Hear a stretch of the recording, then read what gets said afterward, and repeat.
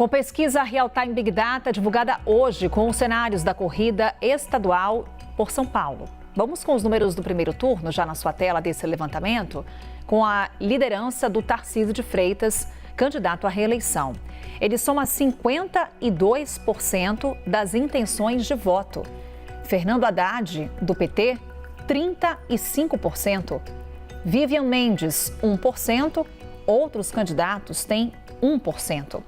5% votariam em nulo ou branco. 6% não sabem ou não responderam. Num eventual segundo turno entre Tarcísio e Fernando Haddad, o governador soma 54%, Fernando Haddad 36%. Brancos e nulos são 5%, não sabem, não responderam 5%. Também temos um outro recorte desse levantamento com relação à aprovação do governo Tarcísio.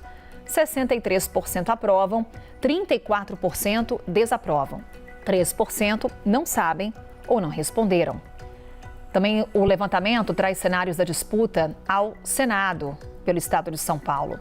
Guilherme Derrite aparece com 18%, Simone Tebet, 17%. André do Prado, 15%, Marina Silva, 14%. Na sequência, Ricardo Salles, com 10%, Soninha Francini soma 3%. Guto Schiavetto e Geraldo Rufino têm 2% cada. Outros candidatos somam 2%. 8% votariam em branco ou nulo. 9% não sabem ou não responderam. Pesquisa Real Time Big Data, que ouviu 2.000 eleitores do estado de São Paulo entre os dias 19 e 22 de agosto. Margem de erro é de 2 pontos percentuais para mais ou para menos. Nível de confiança é de 95%. Levantamento realizado com recursos próprios do Instituto e que está sob registro do Tribunal Superior Eleitoral. Vamos conversar com o Matheus Teixeira com esses números em mente. Matheus, vamos lá, né? Quando a gente olha para cenário de primeiro turno, há aqui uma possibilidade, de acordo com esse levantamento, de acordo com essa pesquisa, já de uma vitória de Tarcísio em primeiro turno. Números que trouxemos há pouco, se possível a gente coloca mais uma vez em tela, para já colocar a vantagem que Tarcísio tem já em primeiro turno, de acordo com essa pesquisa Real Time Big Data divulgada hoje. Mais uma vez em tela, Tarcísio com mais de 50%, 52% de acordo com o levantamento. E aqui, Matheus, eu estou buscando o levantamento com os detalhes sobre as várias faixas de eleitores do eleitorado paulista. Então, Tarcísio lidera entre as mulheres, lidera também aqui, vou puxando aqui para a nossa conversa com o Matheus, só para ilustrar. Então, quando a gente pega o recorte de gênero, entre homens e mulheres, Tarcísio lidera. Entre homens com 55%, entre as mulheres com 49%.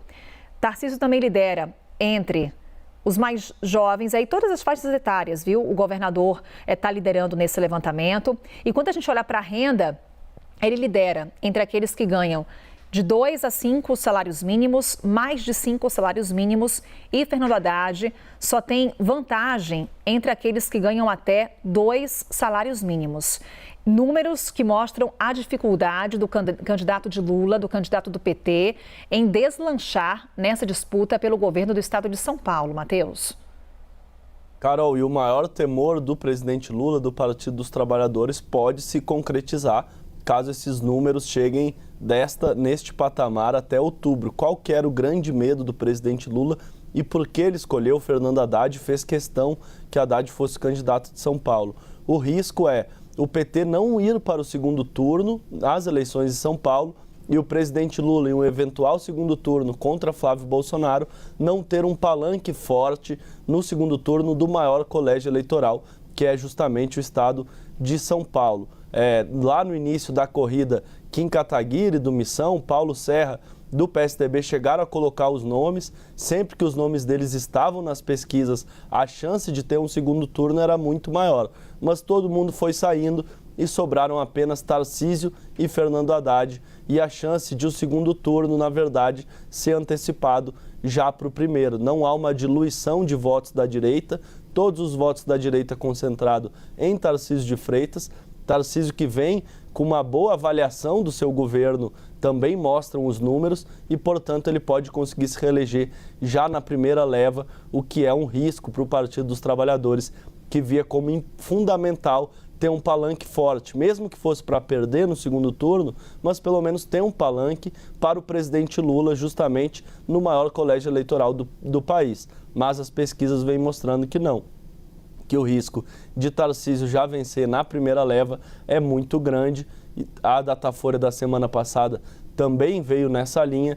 E outro ponto curioso da pesquisa vai ser a disputa ao Senado, né, Carol? Uma disputa muito apertada entre os dois nomes da direita, André do Prado e Guilherme Derrite, e os dois nomes da esquerda, Marina Silva e Simone Tebet. Essa eleição, sim, essa disputa, sim, a gente só vai ter uma clareza do cenário e saber o resultado lá no dia da eleição, 3 de outubro, quando abrirem as urnas. 2 nomes fortes de um lado e 2 nomes muito fortes também do outro, e as pesquisas têm mostrado isso. Um empate técnico. Nesse caso da Real Time Big Data, um nome um pouco mais à frente que o outro, mas isso vem oscilando de acordo com as pesquisas e todas apontam para um empate técnico entre os 4 candidatos. O que também torna o cenário mais indefinido, né, Carol, é o fato de serem 2 votos.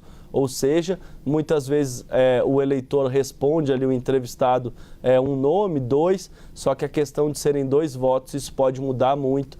A gente já viu em 2018, a última eleição, com 2 votos em São Paulo, por exemplo, Major Olímpio surpreendeu. Estava em 4º, 5º nas pesquisas e acabou sendo eleito em 2º colocado.